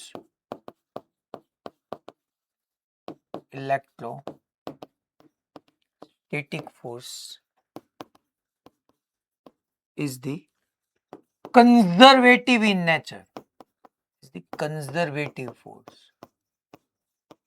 Electrostatic force conservative force છે. So we can define potential energy for that force. કારણ કે મેં તમને કીધું કે પોટેન્શિયલ એનર્જી વર્ડ જ તો આવે જો ફોર્સ તરીકે કન્ઝર્વેટિવ ફોર્સ હોય બાકી પોટેન્શિયલ એનર્જી વર્ડ જ ન આવે. So electrostatic force is the conservative force. So we can define potential energy for that force. Sir હવે તમને કેમ ખબર પડી કન્ઝર્વેટિવ છે કે નહીં? ટૂંકમાં અમને તમે કીધું માની લીધું, કાંઈ તમે ખોટું જ નહીં કહેતા હો, પણ પ્રૂવ કરી શકીએ આપણે. હા, તમને પાછું વર્ક એનર્જી પાવર ચેપ્ટર યાદ હોવું જોઈએ. વર્ક એનર્જી પાવરમાં તમે એવું કીધું હતું કન્ઝર્વેટિવ સંરક્ષી બળ વડે થતું કાર્ય તેના પ્રારંભિક ને અંતિમ સ્થાન પર આધાર રાખે છે, માર્ગ પર આધાર નથી રાખતું. ગુજરાતી મીડિયમ માટે ટૂંકમાં એની ઇનિશિયલ ને ફાઇનલ પોઝિશન પર ડિપેન્ડ કરે છે. અને કન્ઝર્વેટિવ ફોર્સ માટે તમને યાદ અપાવી દઉં, 11th ચેપ્ટર 5 માં તમે આવું સમજ્યા હતા કે for conservative force field work done close loop પરનું વર્કડન જે છે એ 0 થાય. તમે આવું ભણ્યા હતા, યાદ કરો. આપણો એક એમસીક્યુ હતો, નોન કન્ઝર્વેટિવ હોય તો ડઝ નોટ ઇક્વલ ટુ 0 થાય, અને કન્ઝર્વેટિવ ફોર્સ હોય તો કન્ઝર્વેટિવ ફોર્સ માટે ક્લોઝ પાથ પરનું વર્કડન 0 થાય. શું કામ? હમ નામ તમને એટલું તો યાદ હોય ને કે સાહેબ મેં હમણાં કીધું હતું કે કન્ઝર્વેટિવ ફોર્સ ફિલ્ડ છે એનાથી થતું વર્કડન એના ઇનિશિયલ અને ફાઇનલ પોઝિશન પર ડિપેન્ડ કરે. માની લો ક્લોઝ પાથ પર જાઓ તો જે મારી ઇનિશિયલ હોય એ જ મારી ફાઇનલ હોય, તો ક્લોઝ પાથ માટે વર્કડન કન્ઝર્વેટિવ ફોર્સનું વર્કડન 0 થાય. સાહેબ અહીંયા તમે એવું પ્રૂવ કરી દો તો અમે માનીએ કે ઇલેક્ટ્રિક ફોર્સ એ કન્ઝર્વેટિવ ફોર્સ છે. હાલો જોજો, આગળ જતા તમારે 12th માં જ ભણવાનું જ આવશે. એક જગ્યાએ એવું આવશે કે ઇલેક્ટ્રિક ફિલ્ડ કન્ઝર્વેટિવ નથી નેચરમાં, એ નોન કન્ઝર્વેટિવ છે. તો તમે ત્યારથી જ ક્લેરિટી સાથે યાદ રાખવાનું શરૂ કરો કે ત્યાં કન્ફ્યુઝન ન થાય. હું ભણાવું છું કયું ફોર્સ? Electric force. કોને કારણે પ્રોડ્યુસ થયું? સ્ટેટિક ચાર્જને કારણે, મૂવિંગ ચાર્જને કારણે નહીં. સ્ટેટિક ચાર્જને કારણે જે ઇલેક્ટ્રિક ફિલ્ડ કયો કે ઇલેક્ટ્રિક ફોર્સ કયો એ કન્ઝર્વેટિવ છે નેચરમાં. તો electric force conservative force. Okay, કોનું ઇલેક્ટ્રિક ફોર્સ? કોના કારણે? તો કે સ્ટેટિક ચાર્જને કારણે. એ ક્લેરિટી મગજમાં સાથે રાખવાની. સાહેબ પ્રૂવ કરી દો. હાલો કરી દો, એમાં હું નહીં. હું એમ કહું છું કે અહીંયા હું એમ કહું છું કે આ એક પ્લસ કેપિટલ ક્યુ ચાર્જ છે અને ફિક્સ કરી દો. પ્લસ કેપિટલ ક્યુ ચાર્જ ફિક્સ છે અને આપણે છોકરો ક્લોઝ પાથ પર, આ એક આખો ક્લોઝ પાથ છે, એના સેન્ટરમાં ઓલા મેં ફિક્સ કરી દીધો છે. આ ડિસ્ટન્સ આર છે. અચ્છા, હું એક સ્મોલ ક્યુ ચાર્જ લઉં છું, સ્મોલ ક્યુ ચાર્જ. ઓલો કેપિટલ ક્યુ ફિક્સ છે તો કેપિટલ ક્યુ સ્મોલ ક્યુ ને શું કરશે? રિપેલ જ કરે ને યાર, સિમ્પલ છે. Like charges repel each other. Force આમ જ લાગવાનો છે. અચ્છા, આ ફોર્સ વેક્ટર ક્વોન્ટિટી છે એટલે વેક્ટર ફોર્મે હું તમને હમણાં બનાવી જ દઉં છું. ફોર્સ આમ લાગશે.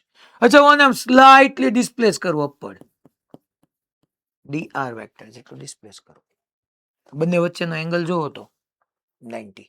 તો હું અહીંયા work done by electric force, work done by electric force, electrostatic force, Colombian force, work done by electric force to displace charge q by distance to displace charge q is work done by electric force to displace charge q is, that is dw is equal to. અચ્છા, આ સાહેબ કયું integration ક્યારે આવે? Variable force છે કે સાહેબ constant force છે? ચાલો ને પહેલા તો dw કહું તો આ તો યાર ફોર્સ, આ f વેક્ટર આમ છે તો f vector dot dr vector આપણને આટલું આવડે તો f dr cos 90 થશે ને cos 90 0 થશે. અચ્છા, તમે આ ચાર્જ ને પકડીને માની લો છોકરાઓ અહીંયા લઈ આવ્યા છો ત્યારે આ એફ વેક્ટર આ આમ રિપેલ કરતું હશે, એલિમેન્ટલ ડિસ્પ્લેસમેન્ટ તમારું આ dr હશે, અહીંયા હશે. અચ્છા, આ ચાર્જ ને પકડીને અહીંયા લઈ આવ્યા હશો તો છોકરાઓ આ એફ અને આમ સ્મોલ ક્યુ ને કેપિટલ ક્યુ સ્મોલ ક્યુ ને આમ રિપેલ કરતું હશે, એલિમેન્ટલ ડિસ્પ્લેસમેન્ટ dr આમ હશે. અહીંયા લઈ આવ્યા હશો તો આ આમ હશે, એલિમેન્ટલ ડિસ્પ્લેસમેન્ટ આમ હશે. તમે સ્મોલ ક્યુ ને અહીંયા લઈ આવશો તો આને આમ રિપેલ કરશે અને એલિમેન્ટલ ડિસ્પ્લેસમેન્ટ આમ થશે. તમે ટૂંકમાં જ્યાંથી શરૂ કર્યું હતું ત્યાં જ આવશો તો તમારું નેટ વર્ક ડન કેવું થવાનું છે? ઝીરો અને નેટ વર્ક ડન ઝીરો થશે છોકરાઓ. એટલે તમે કહી શકો કે આ કન્ઝર્વેટિવ ફોર્સ છે બીકોઝ ઓફ તમે ચેપ્ટર 5 સ્ટાન્ડર્ડ 11 માં ભણીને આવ્યા હતા કે કન્ઝર્વેટિવ ફોર્સ માટે એનું નેટ વર્ક ડન ઝીરો થાય. અહીંયા હું સ્મોલ ક્યુ ચાર્જ ને આમ રિવોલ્વ કરું છું, ક્લોઝ પાથ પર મૂવ કરું છું અને ઇલેક્ટ્રિક ફોર્સનો વર્ક ફાઇન્ડ કરતો જાઉં છું. તો મારી ઇલેક્ટ્રિક ફોર્સને નું વર્ક કઈ આવતું જ નથી, ઝીરો થઈ ગયું. દેટ મીન્સ આ કન્ઝર્વેટિવ ફોર્સ છે. W net is equal to 0.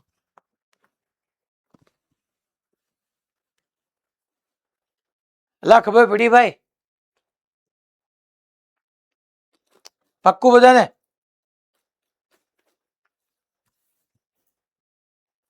Okay. ટૂંકમાં કે Q1 Q2 બાય સ્ક્વેર કે ની જગ્યાએ 1/4πε0 1/4πε ક્યારે શું લખાય એ બધાની ક્લેરિટી બનેલી હોવી પડે. હવે કુલમ્સ લો ઇન વેક્ટર ફોર્મ. અત્યાર સુધી ટૂંકમાં બધું આપણું કુલમ્સ લો માટેનું ડિસ્કશન હતું. અચ્છા, આમાં સાહેબ તમે પરમિટિવિટીનો એક મિનિંગ કહેતા ભૂલી ગયા. Free space permittivity. પરમિટિવિટી એટલે તમે મીડિયમ કેટલું પરમિટ કરે છે ફિલ્ડને ટ્રાન્સફર થવા માટે, યા કેટલું પોલરાઇઝેશન થાય છે એનું magnitude. That is epsilon r. That is epsilon. કે ભાઈ અહીંયા આપણે એવું સમજીએ ગેંગ્યુ એપ્સિલોન ગેંગ્યુ એપ્સિલોન ગેંગ્યુ ગેંગ્યુ ગેંગ્યુ પછી નામ આવ્યું. હા, epsilon permittivity of medium. Medium કેટલું પરમિટ કરે છે કોને? તો કે ફોર્સને ફ્લો કરવા માટે. અચ્છા, માની લો એપ્સિલોન આર 81 છે. અચ્છા, મેટલ માટે એપ્સિલોન આર ઇન્ફાઇનાઇટ છે. એટલે મેટલ માટે એપ્સિલોન આર ઇન્ફાઇનાઇટ છે એટલે આપણે ભણશું કે કોઈ પણ મેટલની અંદર નેટ ઇલેક્ટ્રિક ફિલ્ડ 0 થવાનું છે. તો આગળ જતા બનાવીશ. બીજી ભાષામાં તમે એમ કહી શકો કે ભાઈ કોઈ પણ પોલરાઇઝેશન થયું ને, જોઈએ તમને યાદ હોવું જોઈએ. પોલરાઇઝેશન મેં ત્યાં કીધું હતું, ડાયપોલનું ક્રિએટ થવું એ પોલરાઇઝેશન થવું. તો મીડિયમ કેટલું પોલરાઇઝ થશે, કેટલું પોલરાઇઝડ થશે એનું માપદંડ, that is your epsilon. Epsilon which shows the how much medium will polarized. ચલો હવે Coulomb's law in vector form.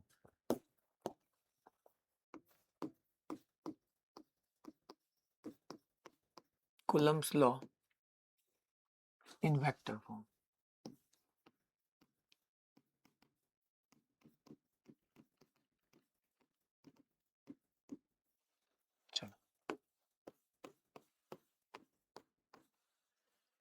તો હવે આપણે કુલમ્સ લો વેક્ટર ફોર્મમાં ભણવું છે. ટૂંકમાં તમને કે Q1 Q2 બાય સ્ક્વેર અને કે ની જગ્યાએ 1/4πε0 બોલો. મગજમાં ક્લેરિટી રાખવાની કે એપ્સિલોન આવે. આ તો ફ્રી સ્પેસ હશે એટલે હું આવું લખીશ તો ચાલશે. અચ્છા, પહેલા છે ને તમે હેડિંગ આપી દીધું ને, અમુક એક્ઝામ્પલ કરાવી નાખો. તમે એને સ્પેસ છોડી દો, વાંધો નહીં. પહેલા એક્ઝામ્પલ કરાવો. પહેલા મારે અમુક તમને એક્ઝામ્પલ કરાવવા છે. ચાલો તો છોકરો, આ એક 5 માઇક્રોકુલમ ચાર્જ છે અને એનાથી 20 સેન્ટીમીટર ડિસ્ટન્સ પર બીજો આ -10 માઇક્રોકુલમ ચાર્જ છે. સો find force, find electric force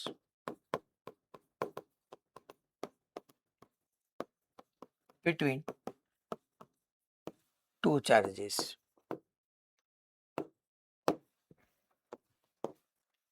Solution. અચ્છા સાહેબ ક્યાં પડ્યા છે? કઈ કીધું નથી તો એરમાં જશે. કઈ હશ ટૂંકમાં કઈ પડ્યા છે તો કહેશે.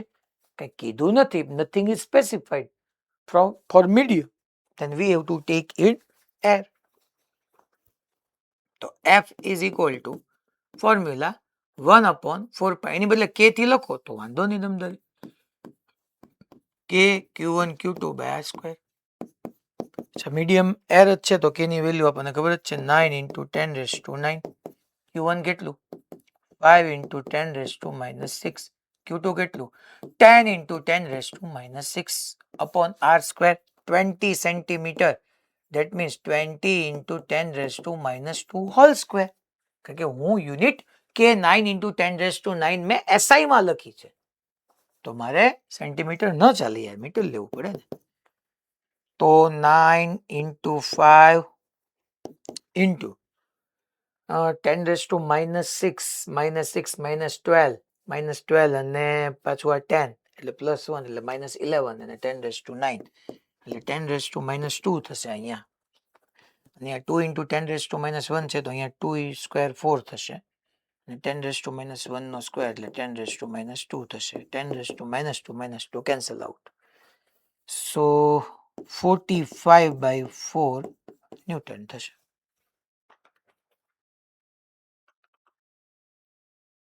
કેલ્ક્યુલેશન જોઈ લેજો એક વખત. સાહેબ બોલો બીજો ચાર્જ તો -10 માઇક્રોકુલમ હતો, તમે કે માઇનસ નો લખ્યો? મેં કીધું ને that negative sign shows કે આ બંને વચ્ચે attractive force હશે. નેગેટિવ સાઇન doesn't show કે એનું મેગ્નિટ્યુડ નેગેટિવ માં છે, કે એની પાસે એટલો ચાર્જ ઓછો છે, એવું શો નથી કરતો. ઇટ જસ્ટ શોઝ કે આ બંને વચ્ચે એટ્રેક્ટિવ ફોર્સ લાગશે. ઇલેક્ટ્રિક ફોર્સ આમ હશે, એટ્રેક્ટિવ હશે. બાકી લેવાનું તો તમારે મેગ્નિટ્યુડ જ. ઓકે ચલો હવે હું બીજું એક એક્ઝામ્પલ આપું. Fine minimum force, find minimum force between two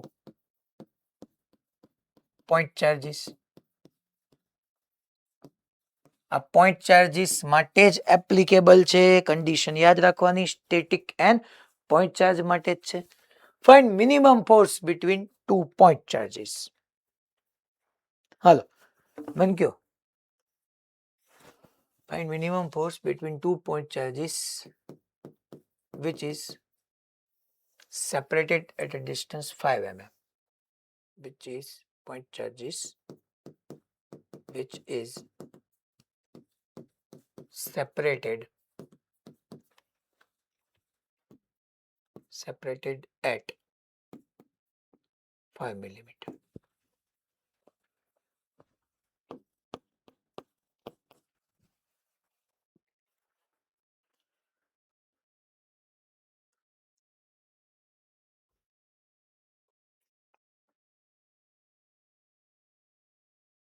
ચાલો એક Q1 છે, તમે મને સજેસ્ટ કરો એક Q1 સાહેબ પ્લસ કે માઇનસ?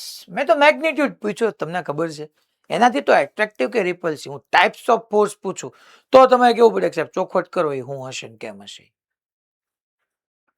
બંને વચ્ચેનું સેપરેશન મેં તમને આપ્યું છે 5 mm. મેં કાલે આ ભણાવ્યું હતું, તમે પરમ દિવસે જે ભણાવ્યું ને એમાં મેં કીધું હતું તમને આવડવું જ જોઈએ. જે મારી બધી બાબતને શાંતિથી સાંભળતો હશે, થોડી ઘણી યાદશક્તિ હશે, થોડો ઘણો રિવાઇઝ કરવામાં રેગ્યુલર હશે, સમજતો હશે થિયરીનું ઇમ્પોર્ટન્સ, નહીં કે Q1 Q2 બાજ કરે હાલે પછી જ મારે આગળ વાંચવાનું હોય, બાકી બધું ઠીક હવે નકામું હોય. ચાલો કોણ કહેશે મેં ભણાવ્યું હતું કે તમને આવું પૂછે તો તમારે શું કરવાનું હોય.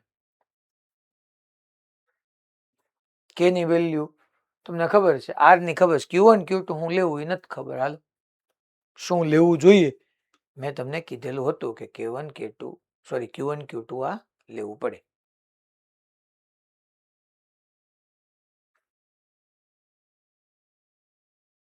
યસ, રાજકોટ સિવાય બીજી ક્યાંય?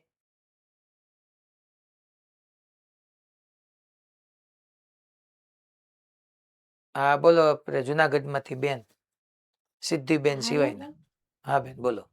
સર ક્યુ બરાબર એ ની લઈ શકીએ ને આપણે? હા એન ઈ તો એન કેટલું લેવાનું?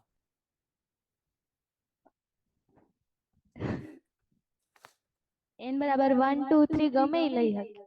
પણ મેં મિનિમમ ફોર્સ કીધું છે તો 1 તો 1 લેવાનું. મેં કીધું હતું કે તમને મિનિમમ માં ફોર્સ પૂછે ને તો મિનિમમ માં મિનિમમ ચાર્જ 1 ઈ તો હોય જ. કોઈ પણ ચાર્જ પાર્ટિકલ પાસે તમે ફોર્મ્યુલા અહીંયા વિચાર કરવા જાઓ તો F ઇઝ ઇક્વલ ટુ શું આવશે? કે Q1 Q2 બાય R સ્ક્વેર. કે ફિક્સ છે, R ફિક્સ છે, એફ મિનિમમ જોઈએ છે, એફ મિનિમમ જોઈએ એનો મિનિંગ હું કે Q1 Q2 બી મિનિમમ હોવા પડે ને. અને કોઈ પણ બોડી પાસે મિનિમમમાં મિનિમમ ચાર્જ કેટલો હોય તો કે 1e હોય છે. મિનિમમમાં મિનિમમ તો 1e જ હોય ને, એનાથી વધારે થોડો હોય શકવાનો ચાર્જ. ધેટ મીન્સ કે F minimum is equal two k ની જગ્યાએ 9 into 10 raised to 9, Q1 that is also 1e, Q2 that is also 1e upon r square.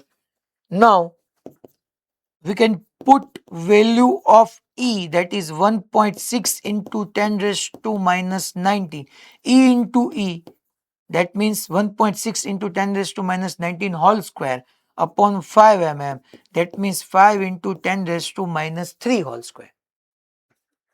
Now simplify this.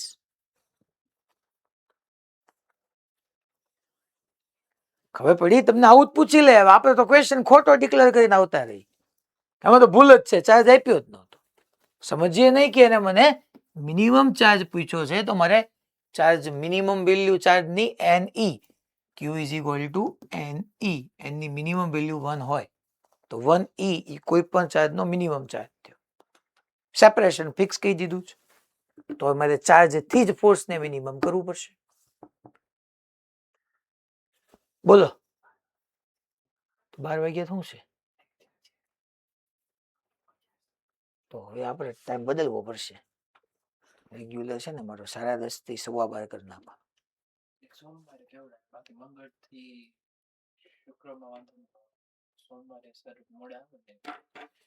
તો અમારે ત્યાં લેક્ચર હોય એવું છે. 10 વાગ્યા સુધી તો ત્યાં જીએમમાં લેક્ચર હોય છે. રેગ્યુલર હવે એવું થઈ ગયું છે એટલે આ છોકરાઓનું છે ને મારે 10:30 થી 12:15. હા, કાલે બધાને તમે છે ને રીડિંગ કરાવીને પેલા પ્રશ્નો પૂછજો. તમે 3 લેક્ચર જોયેલા છે કે બાકી છે? હા તો તમે જોઈ લેજો અને પછી આ બધાને પ્રશ્ન કરજો. નાના થિયોરેટિકલ ક્વેશ્ચન આલે. કારણ કે જો હવે કાલના લેક્ચરની અંદર ઇલેક્ટ્રિક ફોર્સ પતી જશે. એક આવા 3 લેક્ચર પતી જશે એપ્લિકેશન વાઇઝ. પછી આપણે ઇલેક્ટ્રિક ફિલ્ડ શરૂ કરવાનું થશે અને પછી ગોસ દો એટલે આ ચેપ્ટર પૂરું. ટૂંકમાં એટલે તમારે છે ને કાલે બધું રીડ કરીને બેઠજો. આજે તે હોમવર્કને અપડેટ કરાવી દઈશ. હોમવર્ક અપડેટ કરી નાખજો. હા બોલો ભાઈ રાજકોટ વાળા. સર હા બેટા. આપણે હમણાં ક્વેશ્ચન કર્યો હતો ને કે f બરાબર f minus f1 double dash માં વેલ્યુ શું મીડિયમ માં આપણે વેલ્યુ પુટ કરવાની હતી ઇક્વેશન હા હા હા એમાં આપણે f નેટ ની બદલે fm લખ્યા એટલે બે ઇક્વેશન મળે છે fm બરાબર. તેમાં Means f કે નેટ ક્યુ છે ને fm ક્યુ છે. જો એફ નેટ એટલે એફ જે આપણે એક્ઝેક્ટ કર્યું એ બે ચાર્જીસ છે અને પછી મીડિયમ એક્ઝેક્ટ કરે અને આપણે અહીંયા એવું પ્રૂવ કર્યું કે જે એફ નેટ જે છે આમાં બકા આપણે આ પ્રૂવ કર્યું. જો આ જે છે એ આની અંદર એફ નેટ, આ એફ નેટ એફ બાય કે થયું. અહીંયા આપણે fm લખેલું સર. અચ્છા ઓકે, હા એ બરાબર છે. એટલે તું એમ કન્ફ્યુઝ છે ને? Okay okay.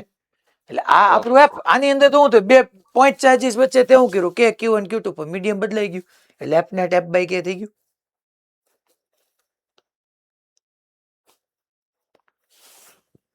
પછી ખબર પડી ગઈ ને ભાઈ? ઓકે હા સર. ઓકે.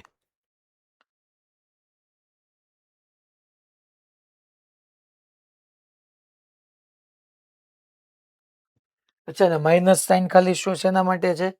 માઇનસ સાઇન ખાલી છે છોકરાઓ એટ્રેક્ટિવ કે રિપલ્સિવ માટે. તો વિચાર કરો અહીંયા તે છોકરાઓ 5 અને 10 માઇક્રોકુલમ ચાર્જીસ છે એના વચ્ચેનું ફોર્સ કેટલું લાર્જ થયું કહેવાય. કઈ ઓછું ફોર્સ ન કહેવાય.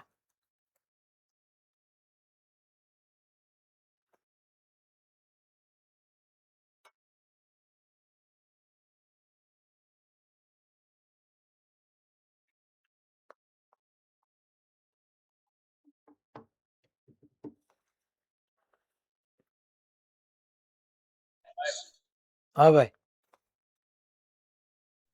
હાલો સર, હા બોલ. મોક નો સિલેબસ મોકમાં 12 પહેલું તો રાખશું જ તે ને. હવે 12th નું પહેલું રાખશું અને બીજું 11 માંનું બીજું ત્રીજું રાખી દઈએ હાલો પાછું યાદ કરીએ